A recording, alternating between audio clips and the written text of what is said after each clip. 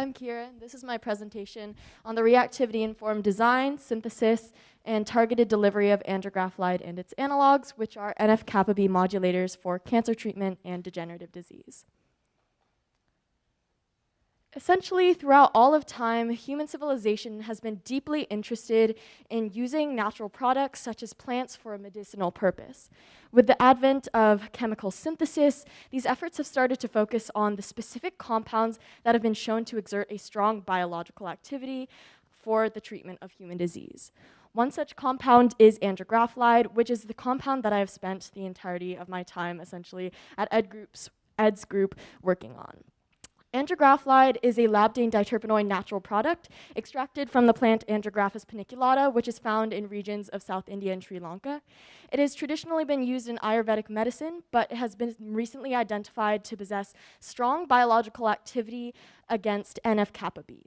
NF-kappa B is a transcription factor at the crossroads of a myriad of cell signaling pathways, particularly those involving cell survival and, in the context of cancer, cell metastasis. And due to this, it's currently in a series of clinical trials, not only for cancer, but also for degenerative diseases such as HIV/AIDS and multiple sclerosis. Now, since we knew that andrographolide exerted its biological activity by essentially affecting a transcription factor and reprogramming cells in their entirety, we wanted to isolate the effects of andrographolide and how it would affect these gene pathways through this transcription factor inhibition. In order to do that, we ran an RT-qPCR screen, which essentially measured the difference in the expression of different genes before and after andrographolide was introduced into cells. And due to that, we were able to isolate a series of genes that andrographolide specifically targeted and indicated that andrographolide does in fact impact a lot of the pathways involved in cancer metastasis, for example.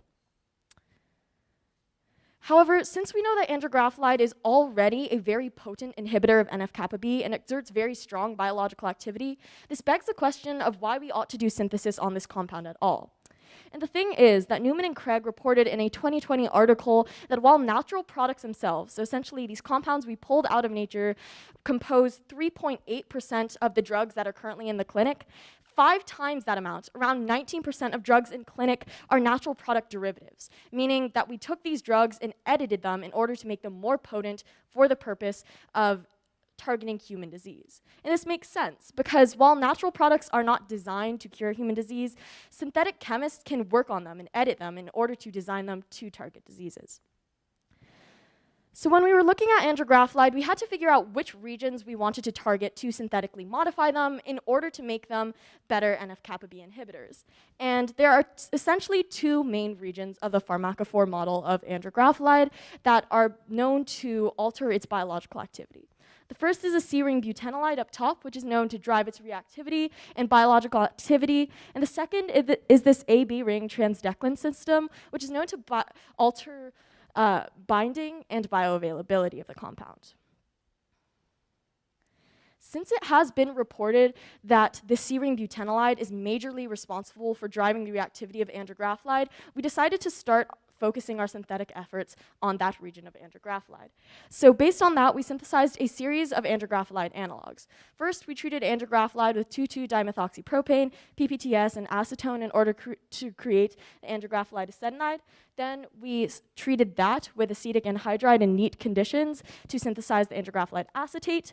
We treated that once again with acetic anhydride, triethylamine, DMAP, and DCM in order to synthesize the 14-15 elimination. And separately, we treated andrographolide acetonide with DBU, phenyltryphthalate, and THF to synthesize the 11-12 elimination.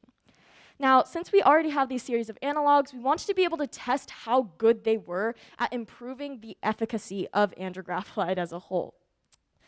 And since we know that andrographolide exerts its biological activity by binding to cysteine 62 of the P50 subunit of NF-kappa B, we knew that essentially andrographolide binds to the NF-kappa B through a Michael addition in these thiol residues at the cysteine 62. So the way that it incapacitates NF-kappa B is by undergoing a Michael addition to this sulfur. So in order to mimic that, we created a Michael addition assay where we introduced glutathione to bind to andrographolide, and this essentially mimicked the cysteine 62 residue and bound to andrographolide in a Michael addition. Now, this excess glutathione was then treated with DTNB to produce this bright colored fluorescent product known as nitrobenzoic acid, and a plate reader was used to measure that. So based on the plate readouts, we were able to determine how good of a Michael acceptor andrographolide was based on how much leftover glutathione was able to bind to create this colored compound. And based on these fluorescent readouts, we identified that the 11-12 elimination was one of the most strongest compounds, most strong analogs of andrographolide, whereas the andrographolide acetate performed relatively weakly along with andrographolide itself. However, in our process of synthesizing these molecules, we came across a very interesting compound, specifically acetonide. We noticed that when we left acetonide in mildly acidic conditions, or even just left it out exposed to air for too long, it would hydrolyze back into andrographolide, which essentially means that acetonide reverted back into andrographolide. We thought this was pretty interesting because it is literature reported that acetonide is a more potent compound than andrographolide. And now we had two possible explanations for why that could be true. Either one, acetonide is a prodrug of andrographolide, which means that acetonide is just another way of delivering andrographolide, but it's more bioavailable, which means that more of acetonide gets delivered around the body and then releases into andrographolide. The second hypothesis is that acetonide is just a stronger, more potent analog of andrographolide, which means that its improved biological activity is by virtue of its structure itself. We also came across the C-log-P coefficient of acetonide, which further supported our hypothesis that acetonide could be a prodrug of andrographolide, because the C-log-P coefficient essentially indicated that acetonide was much more nonpolar than andrographolide, which meant that it was a lot more able to cross the cell membrane and get into cells. That means it's a lot more bioavailable, and thus maybe would just get into cells better and then deliver andrographolide more effectively. In order to test that, we ran a hydrolysis study that essentially measured how good of acetonide was at hydrolyzing back into andrographolide at a series of different pHs. And through the hydrolysis study, which we ran using high-performance liquid chromatography, we measured the change in concentration of the acetonide versus the andrographolide over time. And as you can see by this time course study, over a 6-hour period in a pH of 5, acetonide steadily decomposed back into andrographolide, and andrographolide's concentration steadily increased, which indicates that acetonide probably is a prodrug of andrographolide. I'll just skip over. But beyond just synthesizing, but based on that information, we knew that now that andrographolide or acetonide could hydrolyze back into andrographolide, and now we had a new goal in mind. We wanted to be able to control the release of andrographolide. This would enable us to essentially control the delivery of the drug into the systems that we wanted it to. And by doing so, we could exert complete biological control over andrographolide. So in order to do that, we synthesized a library of different benzaldehyde substituted andrographolide prodrugs.